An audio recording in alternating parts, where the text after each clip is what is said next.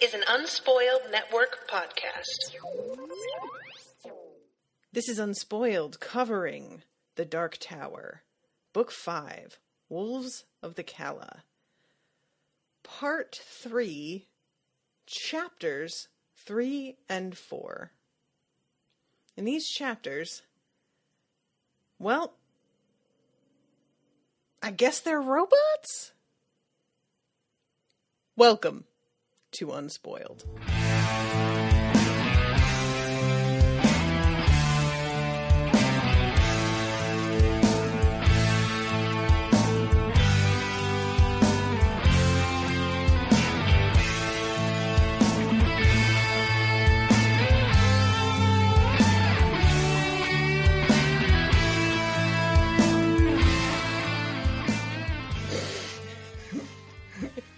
You like that? I do. That's as much as I've got for you today, folks. Thanks for coming. See you next week. We will be back. Yeah, I mean, like, because there are so many hints here, that, because Jake has been told, right, what's under the wolves' masks. I think so. I'm pretty sure he has. I don't know, because I know Eddie's definitely told Roland, and I think he's told Susanna. I'm gonna guess that Jake knows from his like Jake touch. Knows. Yeah, right. Yeah, that's probably true. they're trying to keep secrets from him, and he's like, "You try." Yeah, whatever. But there's a way that he's talking about them that makes me think, and it would explain all of the horses being the same color if they are, you know, robot horses. Which is really, at this point in time, the only explanation that I have that would make any sense as to why, when they hear that, like, the news about what's under them, they all immediately are like, oh, and the horses are all gray. Yeah. So that's what I'm going with for now. I don't know how fucking long it's going to be until we do find out for sure. But we moved along a lot in these two chapters, so I'm glad we did two this time. There's after this, there's 3 chapters left before the epilogue, so. Wow, really? I'm reading on my Kindle, so I don't have that kind of, you know, visual of how much of the book is left. I know that they'll tell you, like, how much percentage is left, but I am not in the habit of checking that, so. Yeah, we got about, like, 150 pages. God damn. Yeah. That makes me even more frustrated that we're going to have to take such a long break now, because we're so close. Yeah, we'll see if we can work something that out. I don't know. But yeah, all right. So I'm Natasha. Hi, everyone. Hi. Hi, I'm Miles, and I have read these books, and you have not. I have not. Yeah, I kind of expected you to open tonight with, like, you know, I fucking knew it about Andy, but then I realized that you had been so deep in that it's probably just like, oh, of course. Yeah, it really was more like it was less like a feeling of validation and vindication, and more a feeling of irritation that these people didn't see this coming already. There's that great moment where Jake, listening to them talk, wonders that Andy could ever be considered a traitor, because the word fucking messenger robot is stamped on his chest, and it's right there. You know? He's like, oh, how could he be anything else? It should, like, that's how I felt from the first moment that he showed up, when he knows exactly when they're coming. I'm like, why isn't anybody asking any questions about that? Everyone just seems to be like, oh, thank God we have Andy. I'm like, where is your fucking mind, guys? But, hey, Andy, what are the wolves? Like, what's their whole deal? 19. Right. Okay, cool. Like, I don't know. So yeah, that wasn't that. I feel about that the way that I feel about people who are, you know, just finally catching up with, like, oh, I guess Trump was lying. You know, like, You think? You mean he isn't going to drain the swamp? It's almost like he wasn't even really lying because he was so obvious about it. Right. That y'all just Yeah. missed it because it was so easy to spot that you couldn't see it. He wasn't lying. He was really open about all of this. Mm-hmm. It's, if you didn't get the message, then, that just all that means is you don't know how to read. Yeah, basically. So, yeah. So that's where I'm at with that. All right. Well, let's get into that a little bit. So essentially the first part of this chapter 3, which is chapter 3, the Dogen part 2. Don't even get me fucking started. So essentially Jake is hanging out with Benny and he's trying to wear Benny out. Mm-hmm. Because he wants Benny to sleep. Because he is going to go check out the area where he saw Benny's dad and Andy going. Correct. Pretty good plan. And he has the little Oi alarm clock, which is just about the most adorable thing. And I cannot tell you how much a certain scene in the previous book has stuck with me. And I'm just waiting for Oi to be impaled on something at every turn. And when he gets to this place and there's weird fucking what are they, like attack cactuses? Yeah, something like that. Attactuses. Attack tie. There you go. I was like, oh my god, they're gonna kill Oi, they're gonna impale Oi. That's what's gonna happen right here. And I was in terror for pretty much like this whole thing. And I'm still kind of, because I'm just waiting for that shoe to fall. Because that is what King has done to me. That's what he does. It is a very King Reader mentality. God, it's exhausting. I love Oi so much, and oh my god, can you imagine if like Oi betrayed Jake? I don't even have the heart to even think of that. Moving on. Did you ever see the movie Cube? No. Okay. Well, I won't spoil it for you then. So let's move on. Okay. Because the point I was going to make, I just realized as I said it kind of relies on you having seen it. Or good talk. Or never wanting to see it. So it's very good though. So yeah, he manages, like, after having this little heart-to-heart with this kid. Yeah, which is pretty sweet. It's really sweet. It's been great having you here. Oh, he's so lonely. He is. There's no other kids.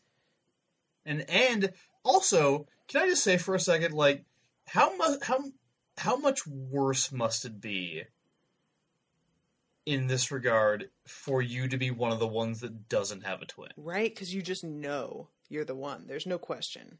Yeah, and not only that, but like everybody else is gonna have someone who's the same age as them who's super close to them.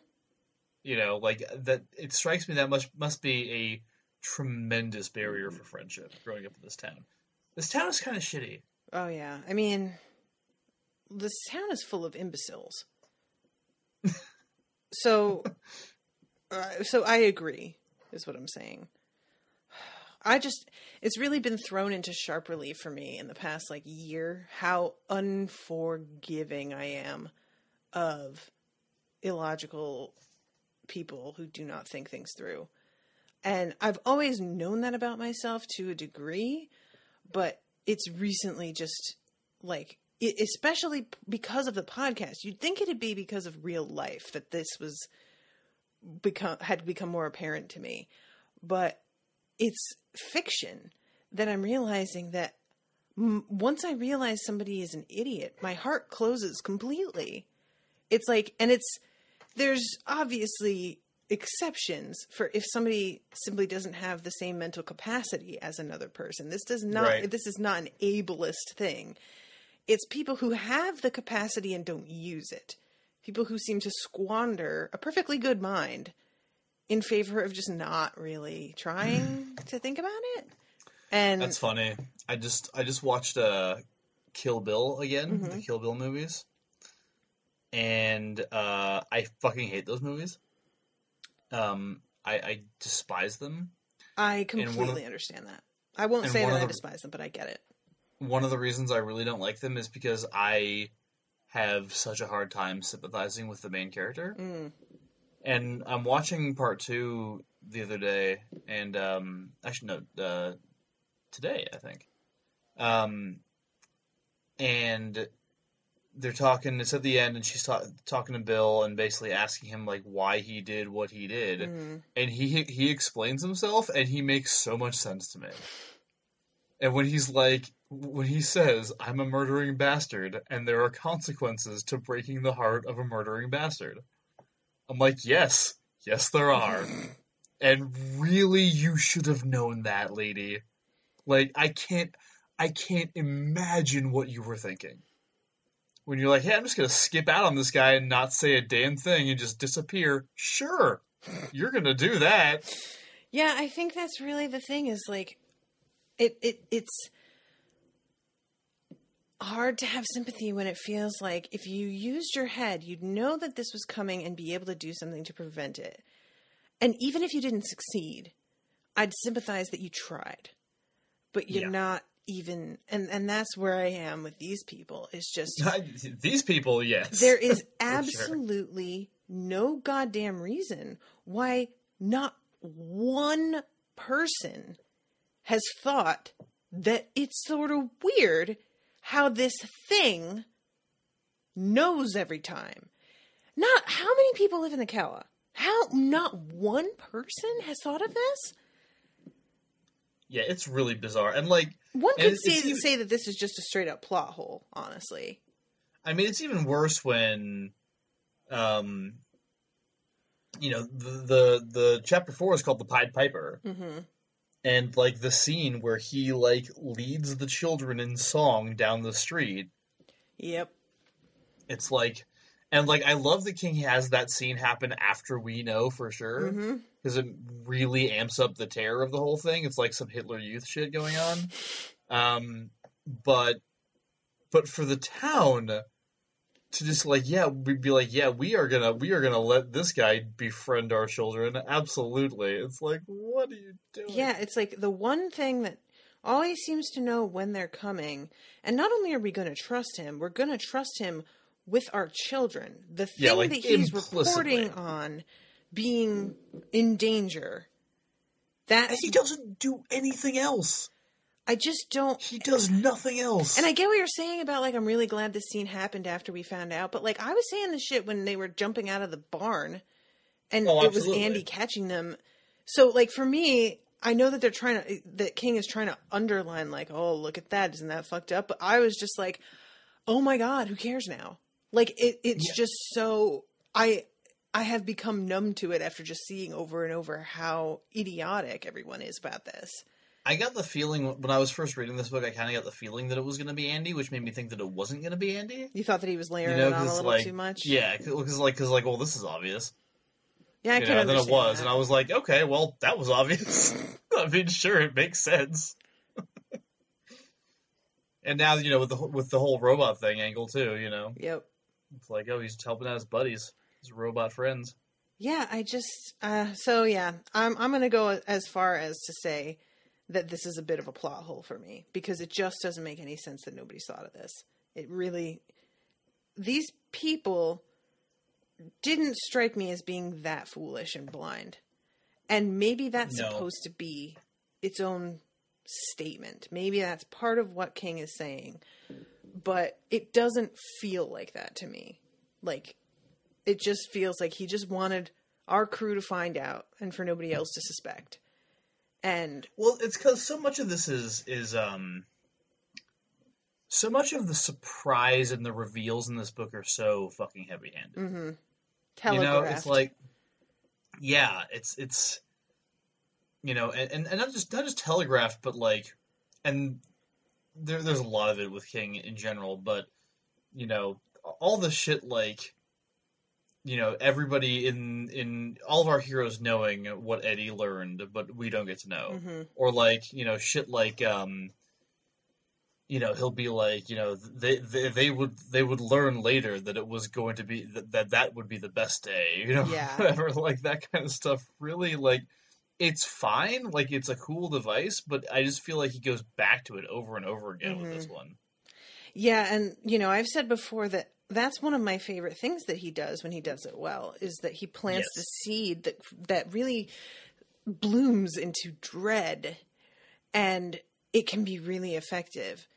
But this doesn't even feel like it. Just like if he had planted the seed the way that he has with other things, where he's like, when they found out Andy's true purpose, and then they went back, and Andy the whole time actually seemed to be legit helpful and trying to, like, if he made any attempt to mitigate his sinister aspects, it would feel like he had earned this reveal a little bit more, but instead he's like determined to make Andy feel threatening.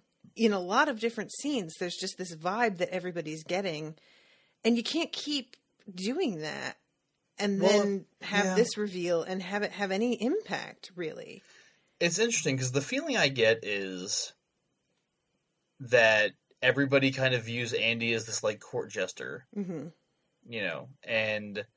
and he's, and it almost feels like we're supposed to think he's like kept up that act, because that conversation he has with Slightman, is kind of like that. But also the other thing that's revealed in that conversation he has with Slightman is that I don't feel like very much of it is an act.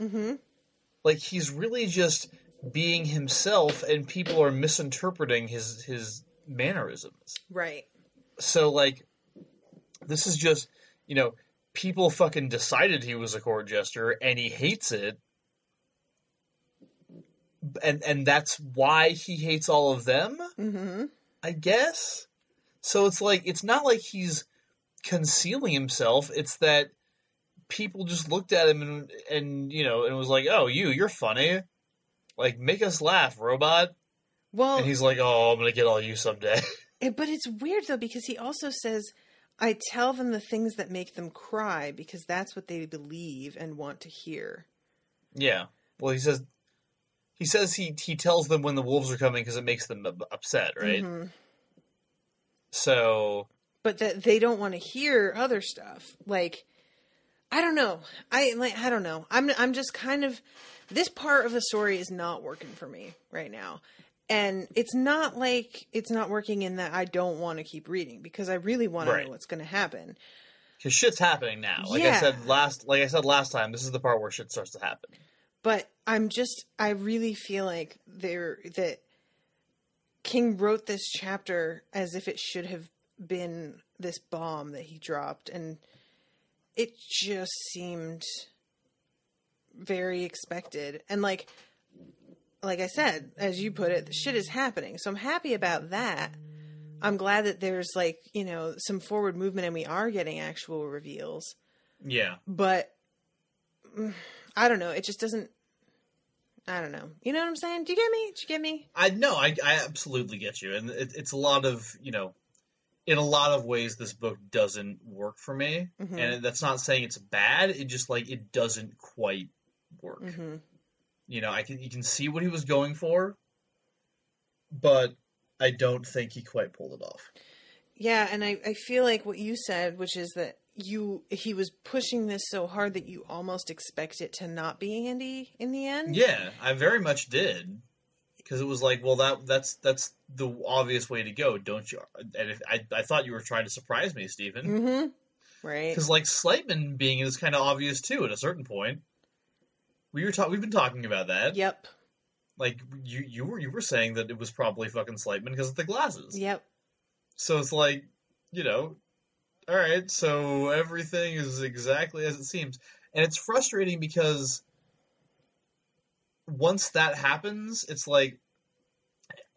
frustrating because the secrets that remain are ones that we only don't know the answer to because he's not telling us. Yes. Like, the characters know.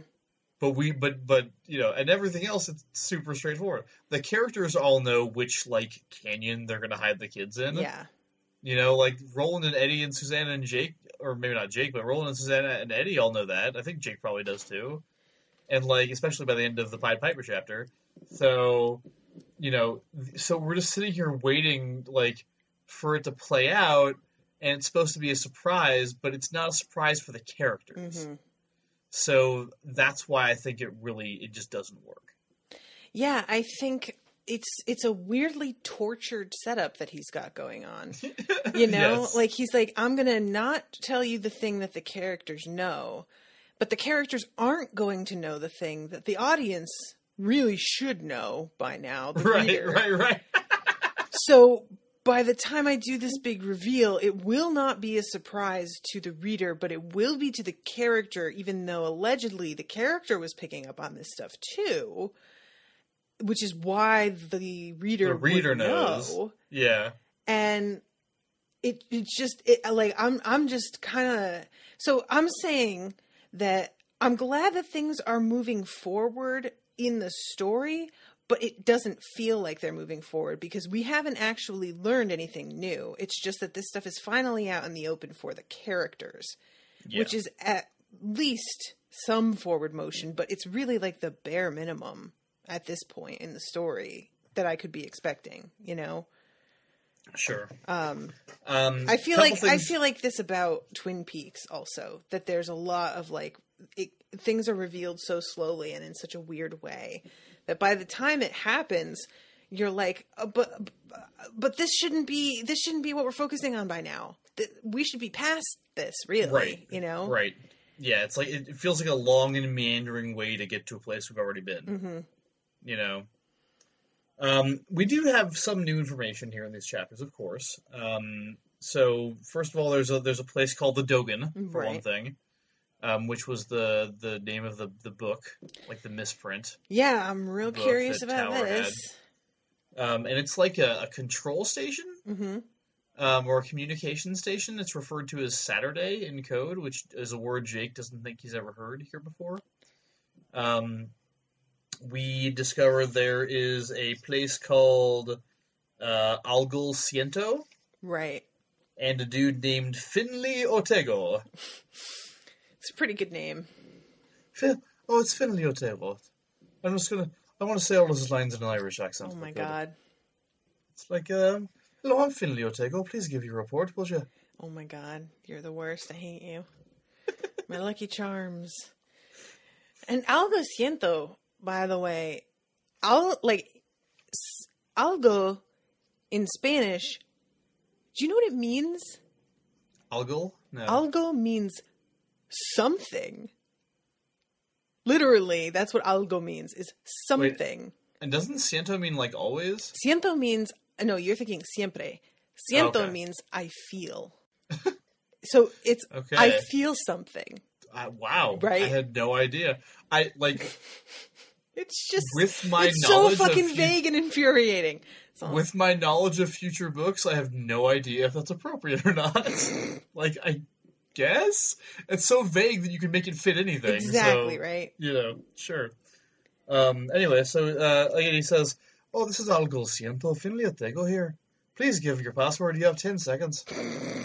He has other lines. Should I read them all in Irish accents? No, please don't do this to me. Okay. Thank you. Appreciate it. It's I could just do all of them. If you wanted to. So Slightman is like, hey, they went up to the doorway cave recently. They took this bag with a box in it, and he gives these ideas for what he thinks is in the bag, OMG. Which is hilarious. And you can tell that Andy thinks it's hilarious too. He's like, I know what's in that fucking bag, and you're a moron. Which is another thing that Jake apparently knows that Andy's laughing, but it doesn't seem like Slightman realizes that Andy's laughing. No, well, it mentions that Jake basically can touch Andy. Yeah, I guess so. He wonders if he can touch a robot, and he hears Roland's voice in his head saying, if it can think, you can touch it.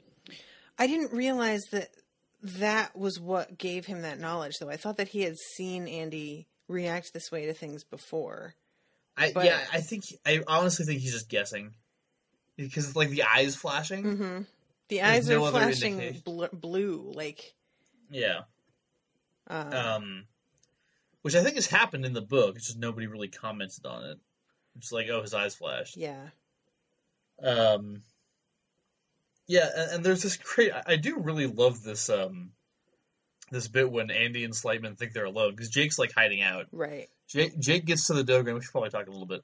Jake gets to the Dogan and, like, looks around and starts figuring things out, and then Andy and Slightman show up. And poor Jake literally very nearly faints from fright. Yeah. Like, he loses his shit for a second there. Really scared, and legitimately so. Mm-hmm. So, at one point, Slightman, like, says something to Andy the way everybody talks to Andy, which is like, oh, shut up, would you? Mm-hmm. And then he's like, ow! And Andy's like, I only pressed a small nerve in your elbow, you know. There would be no lasting damage unless I applied at least 20 foot-pounds of pressure. Which, that's the thing that makes me the most frightened of Andy, is that he has, like, that computer knowledge to access. I mean, with everybody trusting him the way that they do, he's not only going to know about the human body in general, but probably is going to know specific people's weaknesses specifically, you know, like, which is even scarier. So yeah, this little moment, I was like, yeah, you see, guys? Yeah. Andy basically says, like, I fucking let everybody else shit on me because it's what I have to do, but you need me to keep quiet to the rest of the town about the fact that you're selling them out. Right. And if I don't do that, then you're screwed. So you don't get to say anything to me like that. Yeah. You simply don't get to. And then there's the great line where, because Jake has been noticing some similarities between the way Andy is talking and the way Blaine talked. And the way the building talks and the way Blaine talked. Yes.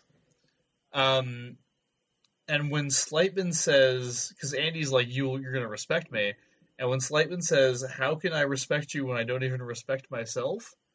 There's the same kind of click that Blaine made when he didn't understand the riddles, which I thought was really good. Yeah, I like that also. He says, no answer, 19.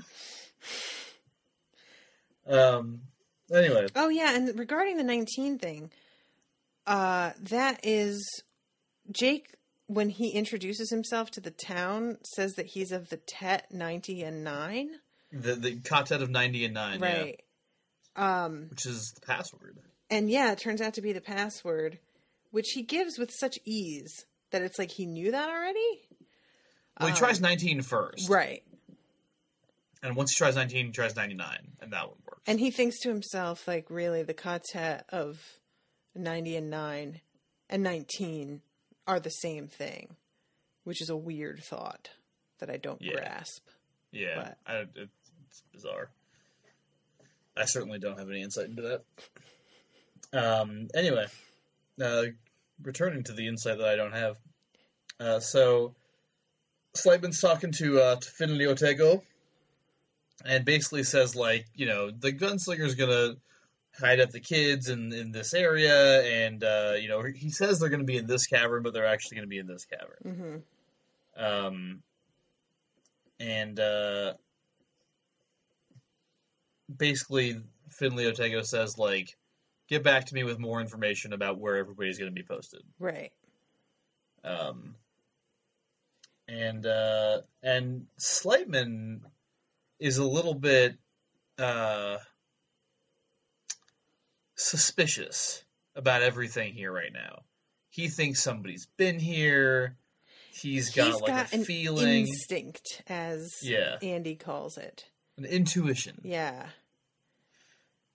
And I really like the way that Andy's like, well, I would never discount intuition. Are you having an intuition? Like, there's just something about the way that he says it that I feel like he's actually being serious, but it almost sounds like he's fucking with him. Well, it's like, are you having intuition? Like, are you having a hernia? Right? Like, are you having a stroke? What's going on here? And also, I guess it's probably good to mention that the reason Slightman is doing all of this is so that he and his son can be protected. Right. Which I think, again, we all probably could have guessed. Yes. That was the reason. Come on. Yeah, and Jake is like really sympathetic with this. And I'm sure a big part of that is that he has spent so much time with them.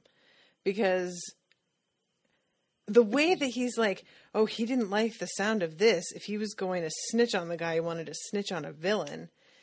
And I'm like, what did you think this guy's motivation was going to be? Of course, this is about protecting his own. Well, in the end, kid. that's all it is for anybody, usually. He's a kid. I do love that he's like, he's super conflicted about telling Roland about this. Because he's like, oh shit, Roland's gonna fucking kill this guy. Yep. Yeah, and later when Roland's like, well, we won't kill him if we don't have to, and also I see no reason for his son to know you're the one who told. And poor fucking Jake just starts crying immediately because of just the, oh God, you know? Yeah. Yeah, and Jake is just like, he really likes this kid, and, you know, he doesn't want him to find out at all. And he definitely doesn't want him to find out that he's the one who found out. Can you do that? Say that one more time? I mean, he doesn't. Should I use better pronouns? The way he doesn't want it. He doesn't want him to find out, and if he does find out, he doesn't want him to find out that he's the one who let him find out. If that makes sense. I think it makes sense to everyone reading this, listening to this, whatever. You do know that this isn't speech to text that we're doing right now, right? What? Why didn't you tell me we weren't doing that anymore? You know, I just realized that somebody had offered a long time ago to do transcripts of my Harry Potter podcasts for those who were hearing impaired. And I forgot all about that, but that would be rad as hell. I need to find that email and be like, hey, I know this is literally like 6 years old, but you want to do that still? We have somebody who does that for Smash Fiction, or is in the process of doing that for Smash Fiction, actually. That's awesome. Like, I just love the idea of having that available for people. That's cool. It is a pretty cool idea. I was laughing only because I was looking over some of the stuff that's coming next. So they tell Callahan that he's in the gang. Yes. Which is I forgot nice. about that. And he's like, kind of like, am I? And they're all like, yeah. Like, yeah, you are. You can try and act like you're not, but like, we all know, so you may as well just come to terms with that shit. And then I love what happens after that, which is Eddie corners him and he's like, look, dude, I like you. It's cool that you're hanging out with us, but we really don't need any of your Catholic bullshit. Yes. Yes. Yes. He says, the last thing we need is to get sidetracked by a lot of your old Catholic blather. Blather. That's a good word. Yeah. Yeah, and Eddie, like, barely keeps his cool here. Like, when he's talking to Father Callahan, and he's like, I assume that you're referring to the termination of your wife's pregnancy. And Eddie, like, basically stops him and is like, okay, so, and, like, says this all with a smile, even though it looks like he may literally break the man. Well, and what Callahan's asking about is whether or not Eddie was serious about the wife and children from last chapter. And Eddie's just like, you know what? Don't need your shit, so sure. Yeah. I was bluffing. Yep. I was. And Callahan looks at him, he's like, okay, you were bluffing. Right. Cool. Moving on. Like, let's just not talk about this. I love that he doesn't even try to hide. He's just like, sure, for your sake, let's say that. Yeah. And is very clearly like, I need you to know I was not bluffing. Like, he's just like, I want you personally to be aware that I am capable of some shit, my friend. Like, it's just great. Yep. So yeah, Eddie continues to be my fave, as much as like he's a pain in the ass. Yeah, Eddie is probably, I think, like, after finishing the entire series, I think Eddie's my favorite. with Susanna a close second behind him. Susanna doesn't get enough time to say things. Eddie's always the one fucking chattering, and Susanna doesn't talk enough. So Yeah. I feel like she could be my favorite if she were given more to do. But, Yeah. you know. So, yeah. So, I think it's about this time that we get the little parade. Right, yeah. And everybody's all creeped out now. Now they are. All right, guys. And I just to make this point one more time, the whole Kamala thing, the song, these lyrics, and they mentioned earlier, it's like, oh, Kamala, it's their word for everything, and I'm like, it's the word for sex, and they use sex as a metaphor for everything, is what you're saying. Yes. It's so fucking stupid. I agree with you. I really do. Like, initially, I felt like your animosity about this really seemed to come out of nowhere. And I was just like, all right, well, shit, Jesus, let me figure it out. I don't know yet. But now I'm like seeing what you meant and why it made you so mad, because it does start immediately after he makes this announcement. There was nothing before this. And then all of a sudden he's like, oh, and now we're going to do the thing that I was pretending was happening this whole time. So, yeah, I definitely understand it.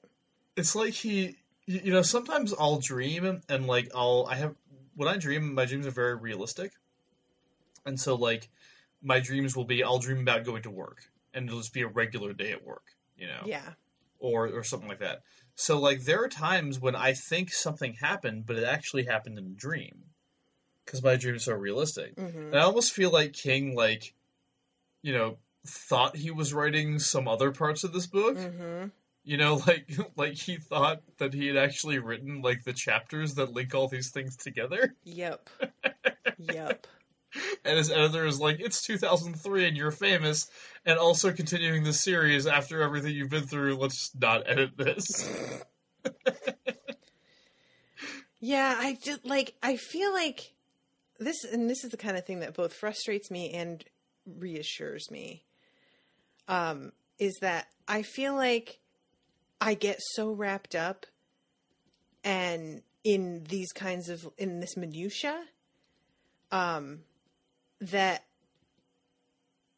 I get almost more worried that it stymies me from actually like sitting down and writing anything. You know what I mean? Like you get so worried that you're going to make this kind of weird little fuck up that you don't actually take any action at all. And I feel like I have that happen. And then I'm like, Stephen fucking King did this. He like, this is nonsense. And he's famous and super successful. He's a millionaire. Yeah. If he can kind of fuck up like this and be as successful as he is, maybe I could just loosen up a little bit. Maybe I could stand to just write whatever I want to write and maybe go back and, edit it later, because at least I know I will listen to people since I'm not wildly successful already.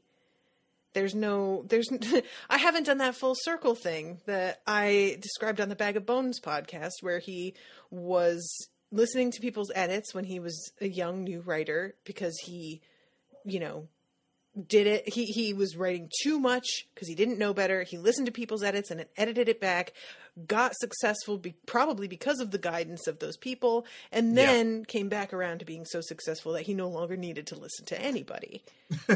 And I'm hoping that I can just start in the middle and actually listen to people and not write too much crap that nobody cares about. And that I will continue to listen to people if I ever, as I'm sure I will, become a literary millionaire. So I have no doubt.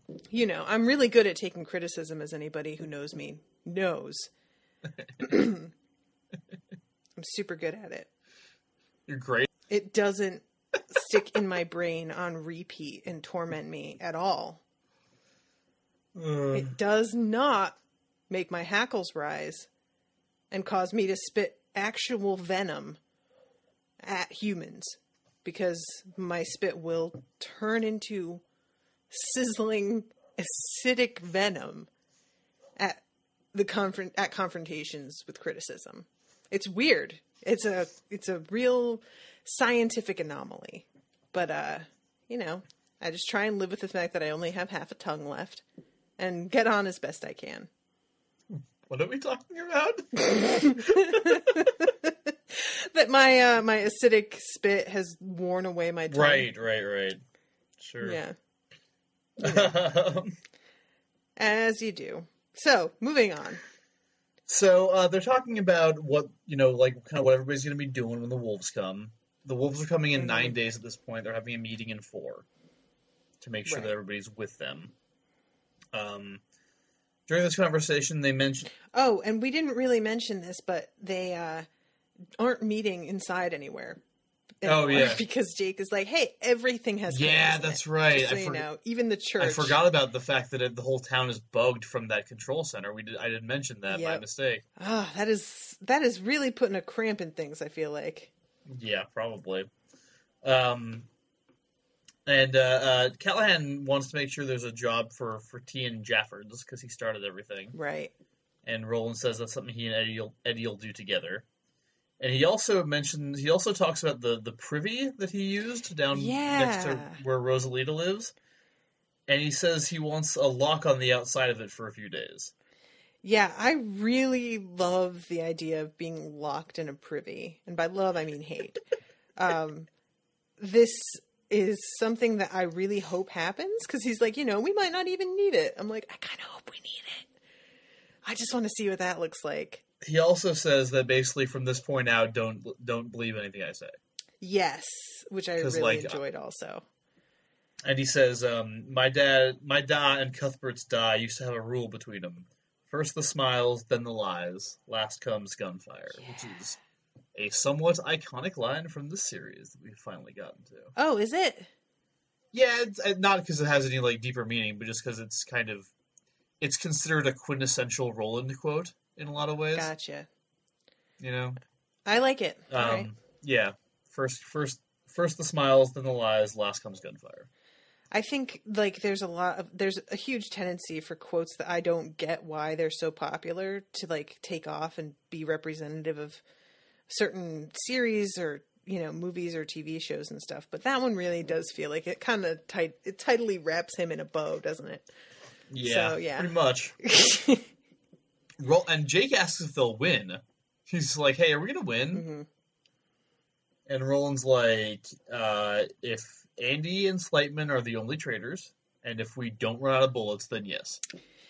Yeah, he's like, I'm going to hang everything on this one assumption that I'm going to pound into the wall like a nail and say that they're the only ones. And Lord, I fucking hope they're the only ones. Yep. And when he's like, as long as there aren't more than we can handle, and Jake's like, well, how many is that? And he says, more than you would believe. And I hope many more than they would believe. Yes. I love that line. Yeah, it's pretty good. I really do. There's something so badass about that. Yeah. It's not just being like, oh, they don't have a prayer. It's just, it's going to take so many more of them to take us down than even my sweet little lad. Like my sweet summer child. Exactly. I was reading a comic book recently. Well, I was rereading it because I have a big, beautiful trade of it. It's the Rat Queens. I don't know if oh yeah, I read the first 3 trades. Oh, okay, yeah. I think it really goes downhill at some point, but the first 2 story arcs are really good. And there's the line toward the beginning with the female with Braga, the orc barbarian lady, and she says orcs only speak one language, blood. I'm the fucking alphabet. Oh yeah, that's and right. One of the other characters is like, damn, that's a good line.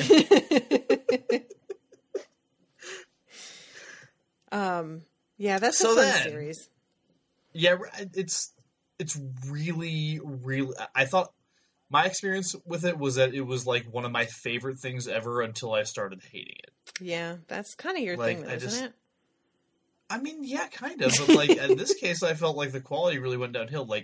It sucks because the dude who was writing it writing and drawing. I think, or maybe just writing.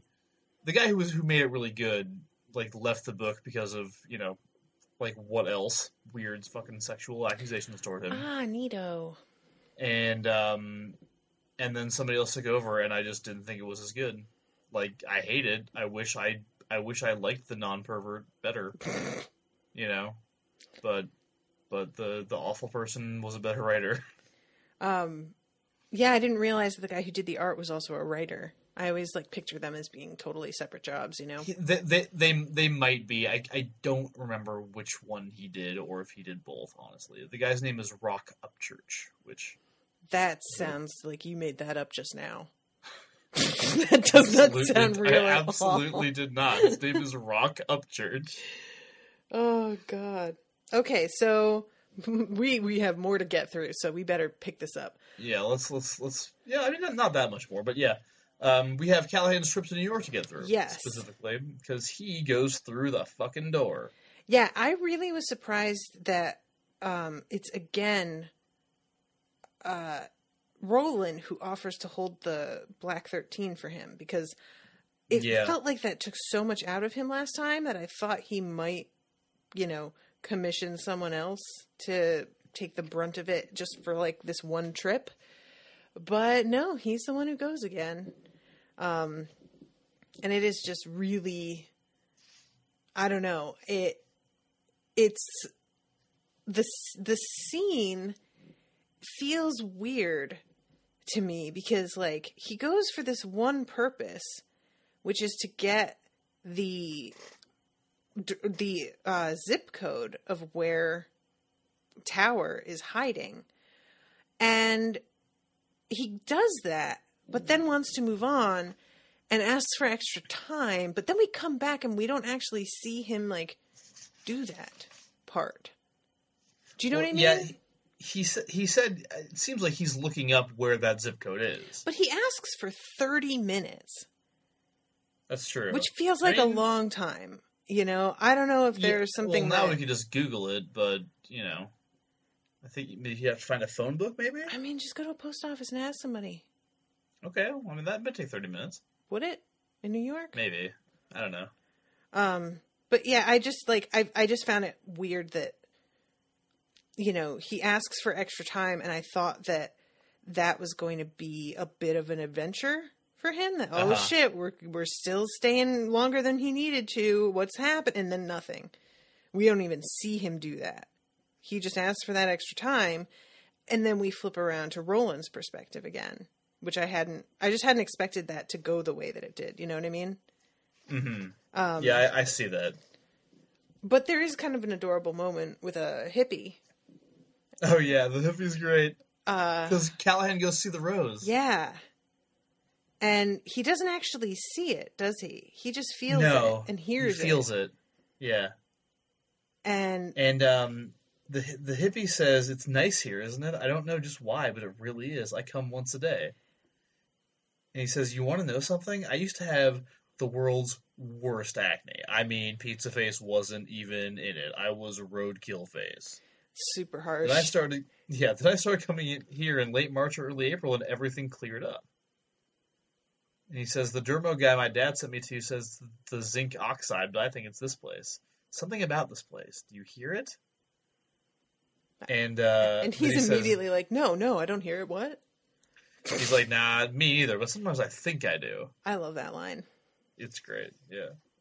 It's really good, and I love, I love Callahan's reaction to hearing the rose, of course, Mm-hmm. Come back anytime, the rose thinks to him. Come Kamala, father. Oh my god. Which I assume means come have sex with me. Probably. Yeah, jerk off on my rose. That's what they say, right? God damn it.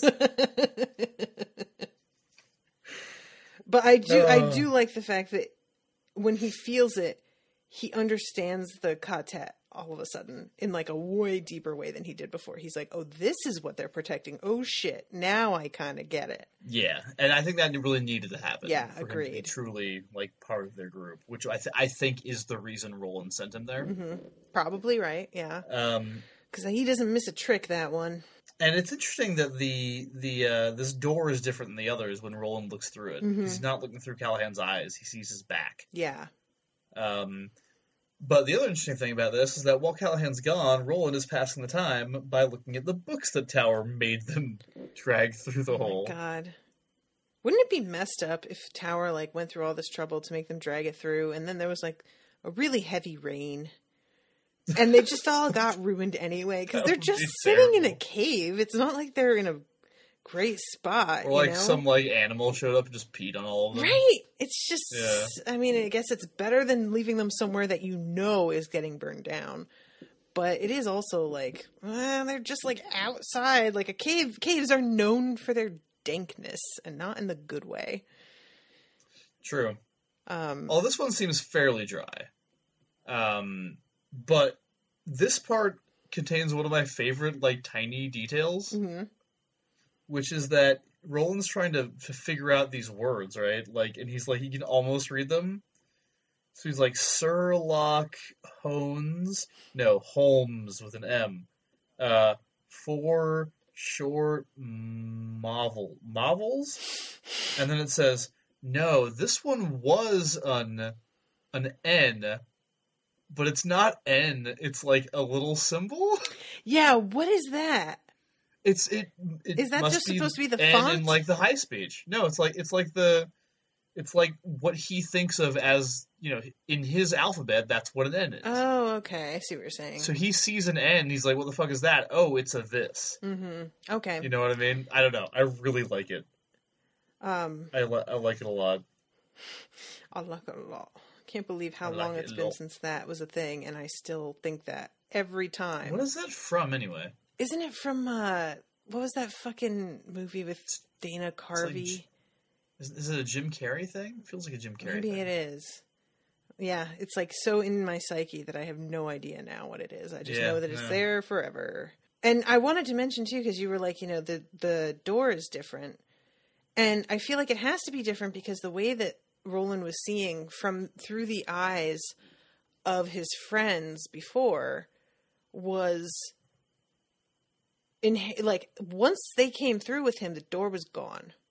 Yeah. You know, so like whatever that was, it was a very different thing. This is just a pathway through. That was a like direct soul connection. So It makes sense. But I do find it interesting that there's more than one way to get through, except one of those ways is like way rarer and also like more dangerous for everyone involved. Mm-hmm. Roland pulls out. He looks through some of these books. He looks through the 4 stories in Sherlock Holmes, and is able to make out that one word of the title is dead. Mm-hmm. Which I kept waiting for something to show up with Char, and it didn't happen. My god! I was disappointed. That didn't even occur to me. I was like, was it like the Charred Man or something, Roland? You fucking prick. Anyway. Charlie and the Chocolate Factory.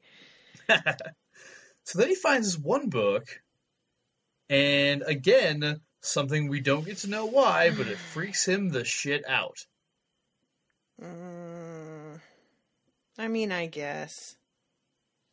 What? Just this whole tactic. I'm just getting tired of it. I know. I don't blame you. Come on, give me something, buddy, here, you know? Jesus. Well, what we get is that there's a church on the cover. He says it looks a bit like Our Lady of Serenity, which is Callahan's church. And then he says something catches his eye when he like thumbs through it, and he like loses interest in everything else. And he thinks this book is like really important. He says Roland thought that perhaps this book was like the rose, but there were black roses too. Yeah, weird sentence. Yeah. So, like, this book contains all the evil? I don't know. Like, it feels like he's comparing it in a way to Black 13, except it's more... Yeah. I don't know. It's because it's not like he feels anything coming off it. This isn't something that, like, an inherent power that the book itself has, like Black 13 or like the Rose. It doesn't seem like, anyway. It just seems like he sees something and assigns it meaning himself. You know what I mean? Mm-hmm.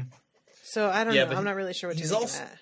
He's also, when Callahan comes back and he says, hey, I figured out where this guy went. This place called East Stoneham in Maine. Maine, I'm shocked. Really? No way.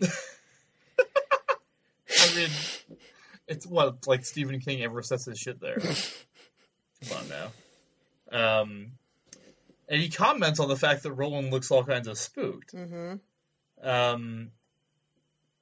And so, first of all, we get, as they started down the path, Roland remembered the promise he had made to the others, and more important to himself, no more secrets within the tent. How quickly he found himself ready to break that promise, Yeah, but he felt he was right to do so. You fucking dick. I hate him so much sometimes, I swear to God. Like, Oh. guy, do you hear yourself? Well, yeah, I mean, I'm totally breaking the thing, but I feel good about it. What's the Basically, problem? Like, if I feel good about it, then there really isn't an issue, really. his problem is he was looking through the books and he recognized some of the names. And he says everybody else will recognize the names too. And that's going to distract them. And then he clarifies with Callahan that that a novel means fictional. Fiction. Yeah. Yeah.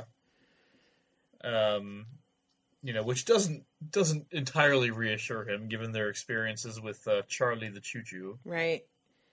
But yeah, so he is right back to keeping a secret here. It's weird to me the way that he asks that, because like you said, there have been books before, and whether they were fictional or not didn't really seem to have any bearing on anything. So I don't know what to think. Like, that which he's books do you suddenly mean? Well, like you said, Charlie the Choo-Choo, and I am saying this assuming that Eddie told him about it, but I'm not positive he did, about the Dogen misprint book. Oh yeah. And that was also fictional, even though, the idea of a Dogen is real and based on something. So I don't really know why he's like even asking that, because it hasn't seemed to make a difference in the past.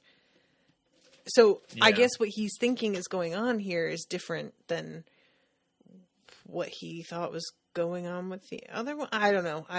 I mean, nor do I. You're the worst. I hate you. I promised myself that I wouldn't keep any more secrets on the podcast, Tasha, so clearly I'm not keeping any more secrets on the podcast.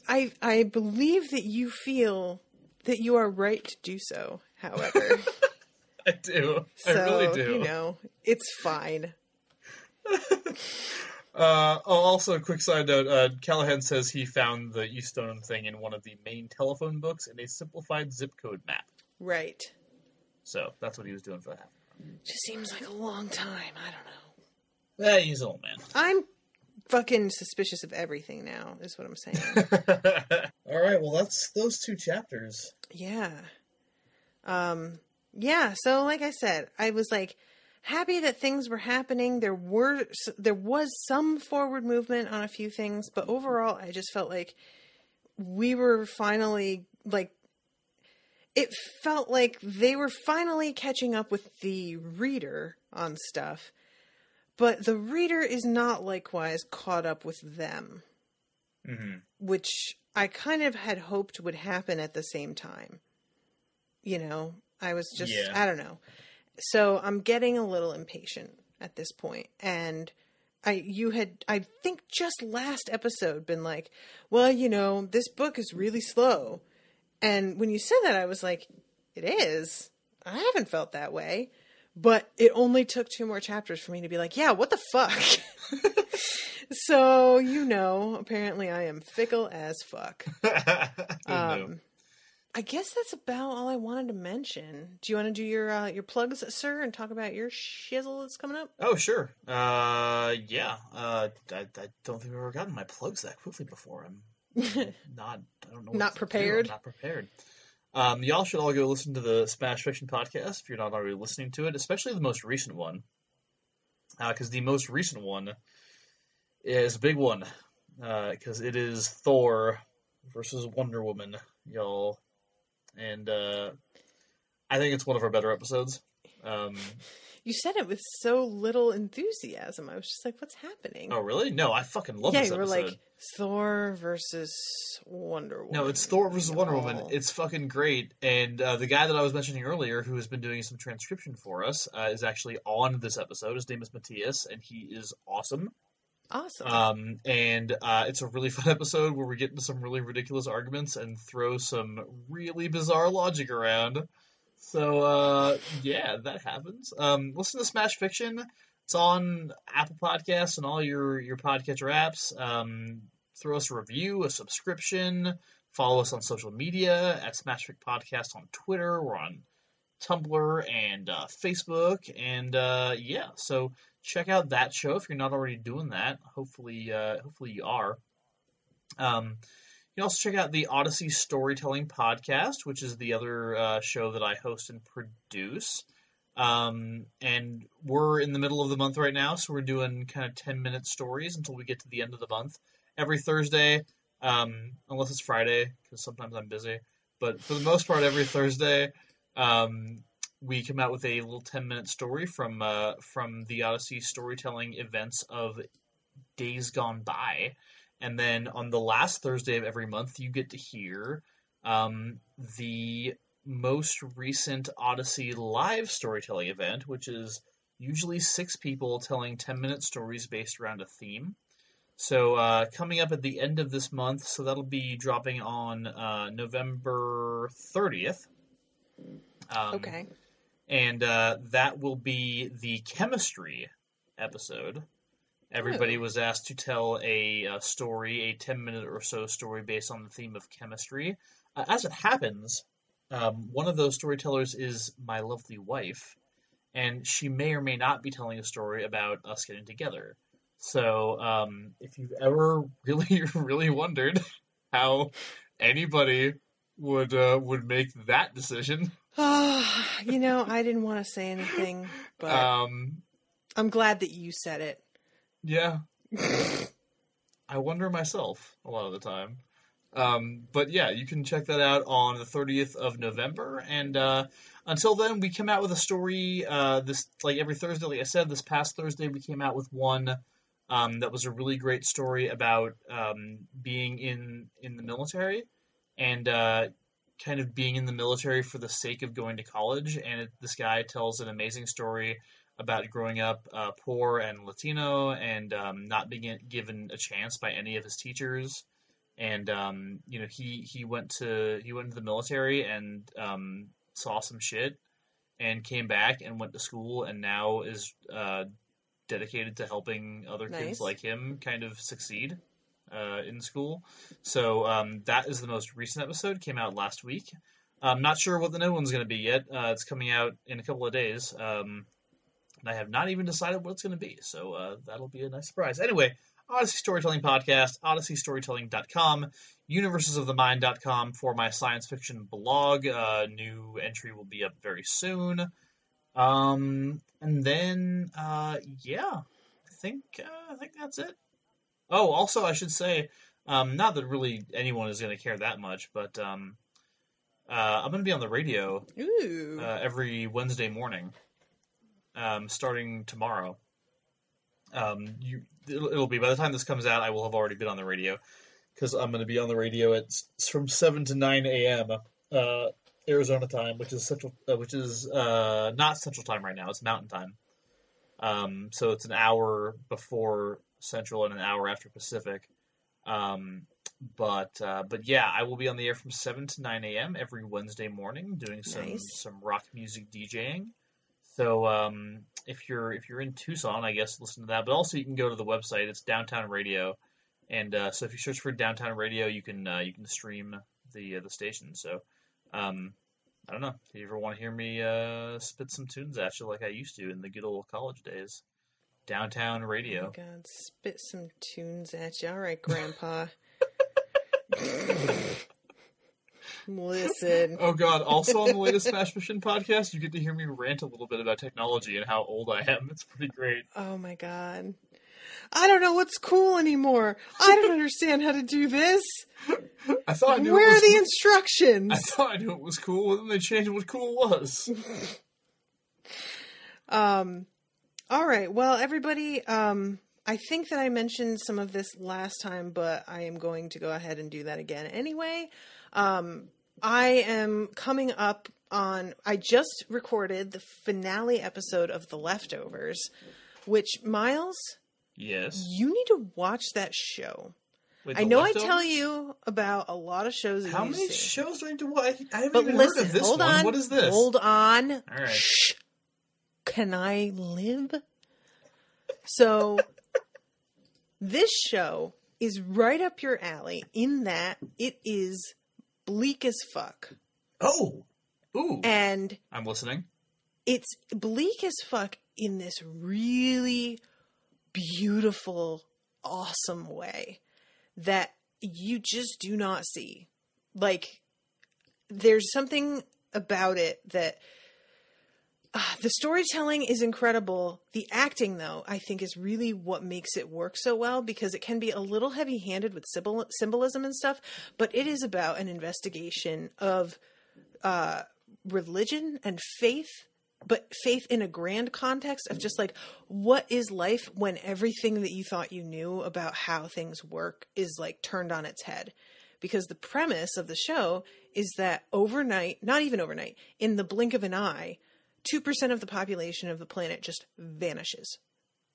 Wow. Thin air. And that includes babies, unborn babies or born babies.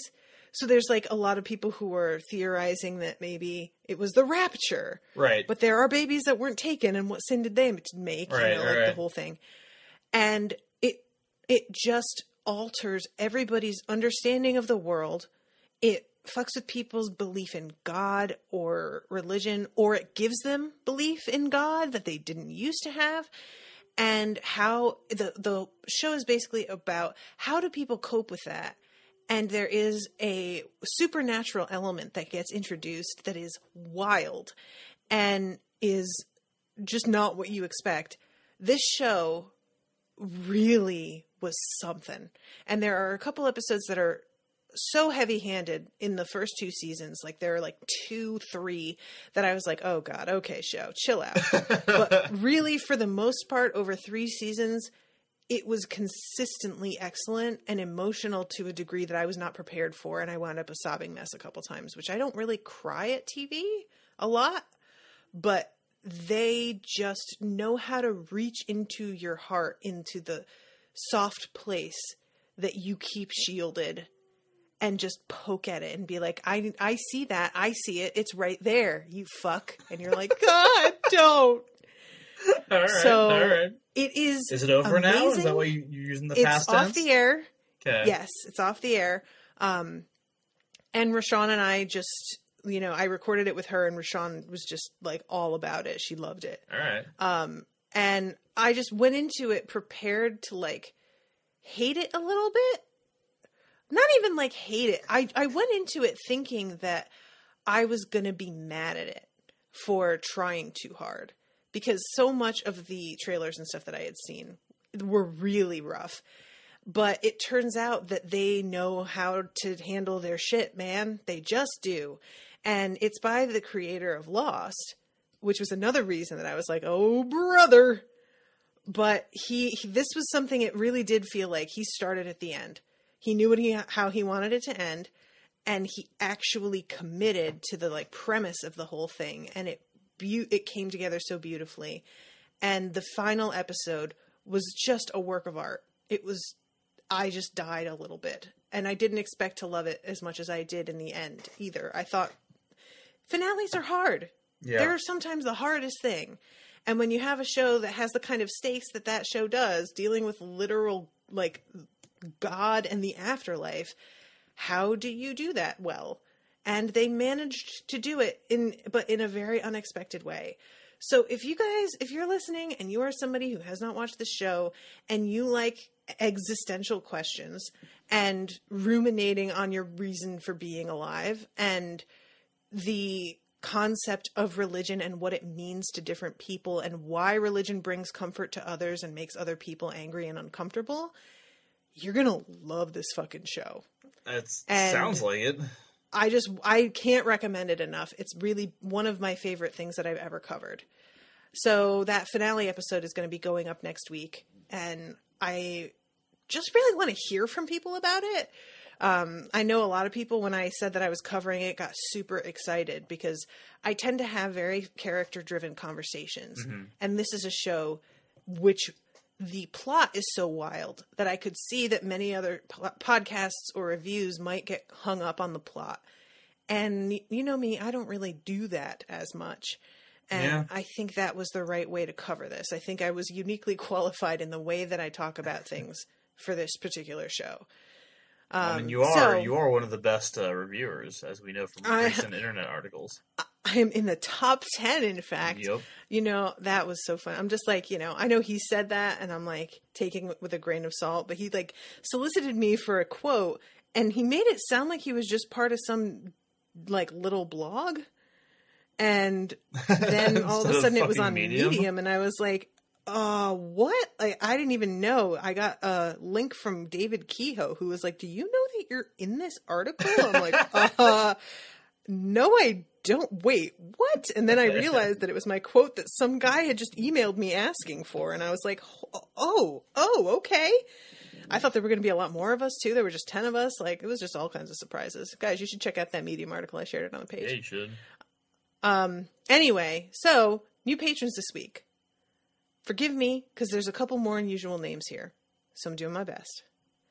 Kathleen Mahan, Linda Espinosa, Luke Morgan, Emily Cruz, Charity Lechuga, Chelsea Aby, Brianna Haynes, Tony, Sarah Raybun, Christina Peresic, Tan B, Kelly Wright, Abby, Molly Burton, Aaron Shields, Craig Young, Paul Thiesfield, Melissa Pauley, L.B., Robin Gude, Cheyenne Harness, Amy Dunlap, Robert Smith, Lise Genserud, I think. Yes. All right. Yeah, so that's all my new patrons. So welcome, you guys. What's up? I didn't do last week because you had to rush off. Oh, yeah, and then that's right. I think we missed the week before, so I had a longer list than usual. I had to go see Thor last week. Yeah. It was great. Anyway. Oh, you got really soft and quiet all of a sudden. I don't know what happened. Hold on. But I don't in know. any case, thank you all very much for pledging. If you're interested in pledging and supporting the show, go to patreon.com/unspoiled, and you can pledge whatever you like. You get different tiered rewards based on what you decide to pledge. And I am sending out the patron postcards this week, finally.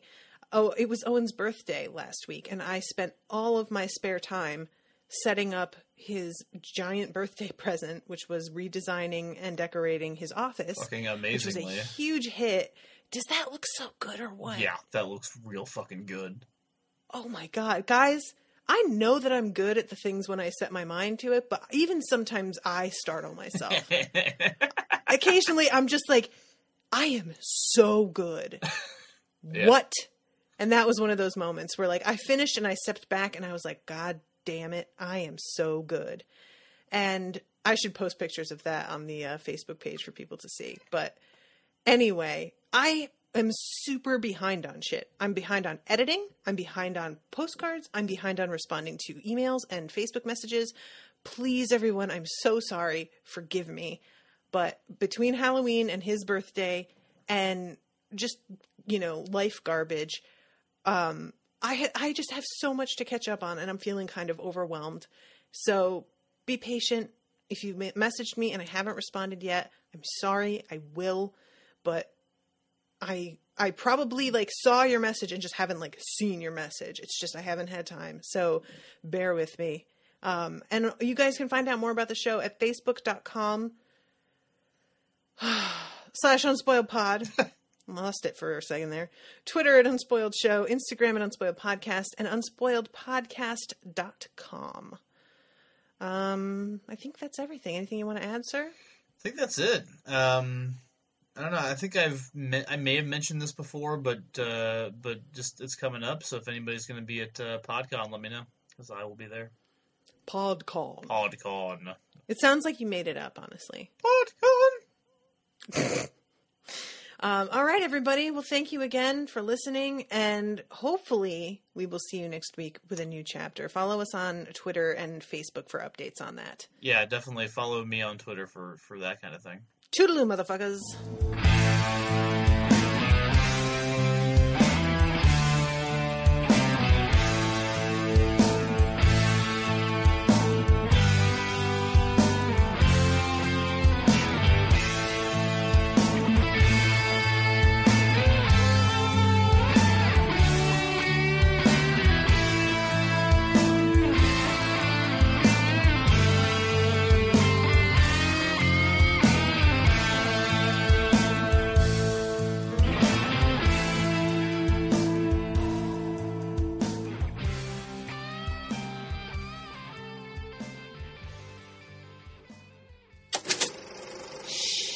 That was an Unspoiled Network podcast.